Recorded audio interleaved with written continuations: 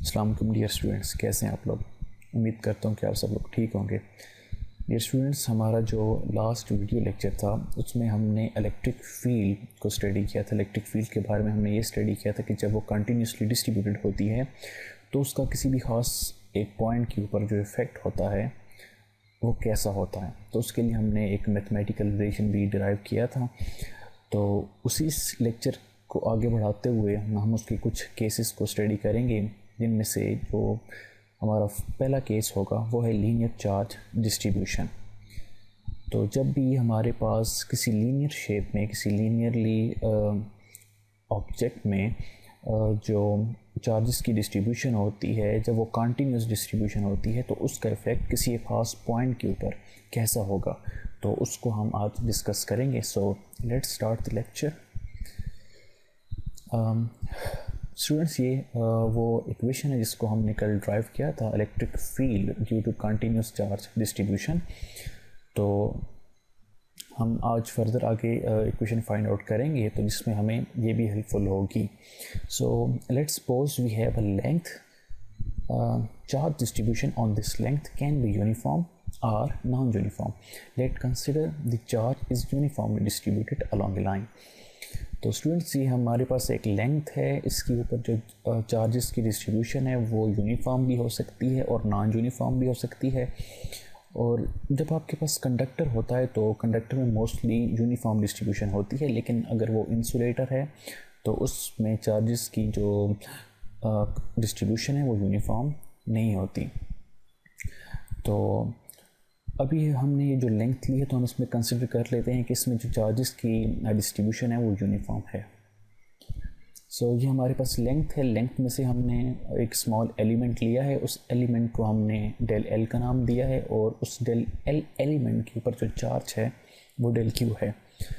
Hair we took some length del L on which there is a charge of a magnitude equals to del q. So if we take a ratio of this charge with length element, we will get linear charge density lambda. Students, से जो हमने length में एक element लिया है, अगर इस element जो कि डेल एल है और उसके ऊपर जो चार्ज है डेल क्यू, अगर हम इन दोनों की रेशो लें तो उसको हम लीनियर चार्ज डेंसिटी कहेंगे या लैम्डा कहेंगे। So here we can write as lambda is equal to del q divided by del L. So lambda here is linear charge density. So हमारे पास जो यूनिट आएगी वो है कूलम पर metre. Now question is how small the element will be. So students, आज जो हम linear case ले रहे हैं उसमें हमने एक एलिमेंट लिया। सो एलिमेंट को हमने कहा जी हम एक स्मॉल एलिमेंट लेंगे, तो क्वेश्चन इज़ वो स्मॉल एलिमेंट कितना स्मॉल होना चाहिए। So actually if the charge is uniformly distributed then the length of any magnitude will make no difference. Whatever length we take will be the right length, but if charge distribution is non-uniform, then the length of element will depend on the non-uniformity. ये जो हमने length ली है, अगर तो the charges की जो distribution है वो यूनिफॉर्म है, फिर तो हम कोई भी लेंथ ले लें किसी भी मैग्नीट्यूड की तो it will make no difference, तो ये इसमें हमें कोई फ़र्क नहीं पड़ेगा। लेकिन अगर चार्जेस की जो डिस्ट्रीब्यूशन है वो यूनिफॉर्म नहीं है तो फिर हमें ये जो लेंथ है, फॉर एग्जांपल ये जो हमारे पास एलिमेंट है, अगर एलिमेंट के इस सिरे पर और इस सिरे पर जो चार्जेस की डिस्ट्रीब्यूशन है वो यूनिफॉर्म नहीं है, वो डिफरेंट है, तो फिर हमें ये जो एलिमेंट इसको फर्दर स्मॉल एलिमेंट्स में डिवाइड करना पड़ेगा, इसलिए कि हम यूनिफॉर्मिटी को अचीव कर सकें। If charge distribution in this element is non uniform then we will further divide the element until we get reach closer to the uniformity of distribution. Therefore, in order to achieve the uniformity, we will further divide the element. Hence, there will be huge decrease in length of the element, and the size of length del L will get smaller and smaller. So we will say that del L approaches to 0. तो students uniformity को achieve करने के लिए हमने ये जो हमारा element है जिसको हमने डेल एल का नाम दिया है, हम इसको फर्दर स्मॉलर एलिमेंट्स में डिवाइड करेंगे। जब हम इस एलिमेंट को फर्दर डिवाइड करेंगे तो उसकी वजह से इसकी जो लेंथ है जो डेल एल है वो फर्दर वो भी साथ साथ डिक्रीज़ होता जाएगा।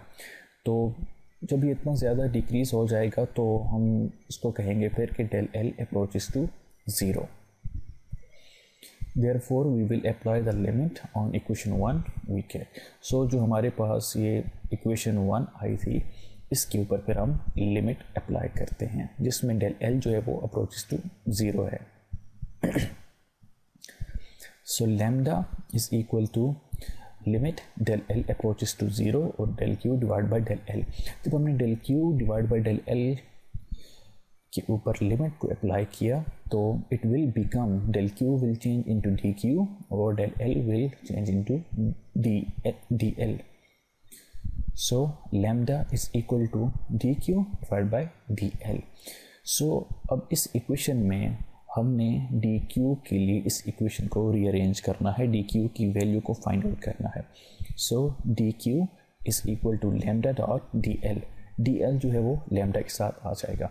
सो अब ये जो हमारे पास डी क्यू मतलब कि चार्ज की जो वैल्यू आई है इस इक्वेशन को हम पुट करेंगे अपनी हमारे पास जो सबसे पहले हमने एक इक्वेशन लिखी हुई थी electric field due to continuous charge distribution, उसकी जो हमारे पास इक्वेशन थी जो कि ये इक्वेशन है, इधर इस डी क्यू की जगह पे हम इस वैल्यू को पुट करेंगे lambda dot D L. So E is equal to 1 divide by 4 pi epsilon naught integral, इस जगह पे डी क्यू की जगह हमने लैम्डा डॉट डी एल को पुट कर दिया divide by R square into R cap. So ये जो हमारे पास इक्वेशन है this is the equation for of linear charge distribution.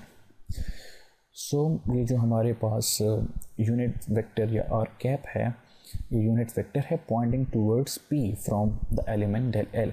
ये जो हमने एक एलिमेंट लिया था डेल एल जिसको हमने नाम दिया था और एक ख़ास पॉइंट के ऊपर इस डेल एल एलिमेंट की वजह से जो इलेक्ट्रिक फील्ड इफेक्ट कर रही होगी तो जो यूनिट वेक्टर आर है वो इसकी डायरेक्शन को पॉइंट कर रहा है। So students, it was our topic of today, linear charge distribution।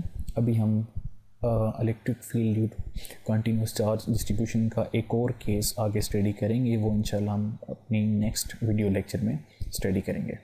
Thank you so much.